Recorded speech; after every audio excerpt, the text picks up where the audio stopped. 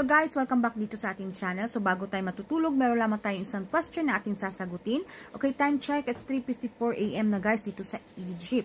So sasagutin natin yung isang tanong ng ating subscriber. Okay, meron din siyang jowang Egyptian. Okay, so sa mga hindi nakakaalam, meron po akong husband na Egyptian guys, and then magti 3 years na kami, alhamdulillah, and meron kaming isang anak.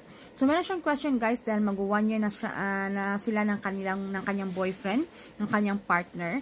So hindi pa niya gusto niyang malaman kung meron bang balak sa kanya yung jowa niya kasi mag-1 year na sila at hindi pa nagpo-propose, and then hindi pa niya nami-meet yung kanyang parents or mother, okay, ng family nung guy. So pero hindi niya naman nakikitaan guys na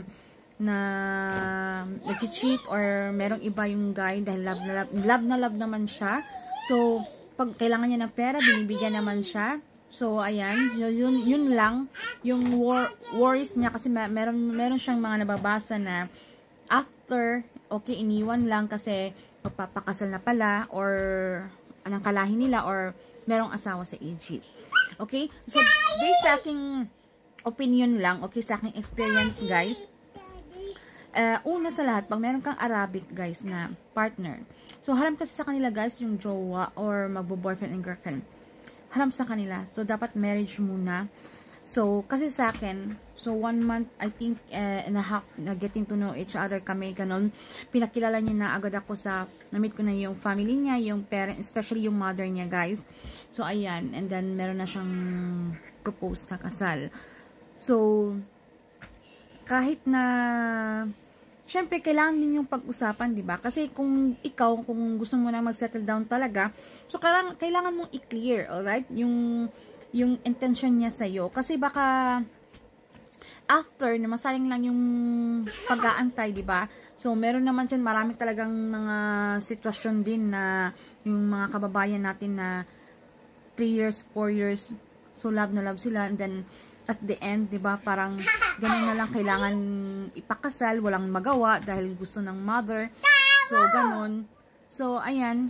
So yun lang. Pag Arabic talaga yung partner mo, so haram sa kanila yung boyfriend and girlfriend kung interesado talaga.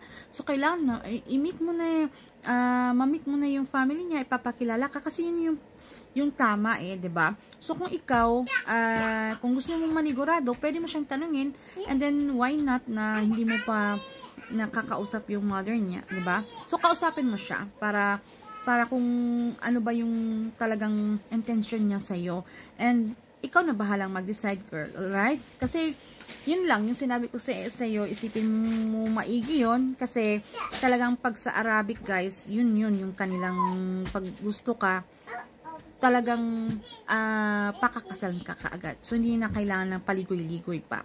So, kung meron namang, kung halimbawa meron pa siyang responsibilidad, okay? So, meron naman kasi kayong papers na, halimbawa nagpapatunay na hindi haram yung pagsasama nyo, na meron kayong, I think, pipirmahan na parang notary na sa kanila na kahit magsama kayo, wala pa munang kasal, alright?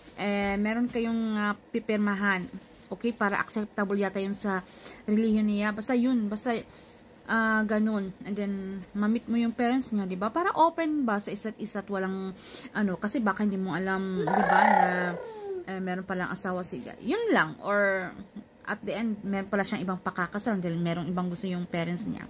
So ayan lang guys, so kailangan mapanuri tayo, okay? Huwag tayong magpadala sa ating bugso ng ating damdamin na puro na lang 'di ba, yung post yung pinapairal natin kung meron naman tayong balak na mag-settle down now, especially if we're not getting any younger.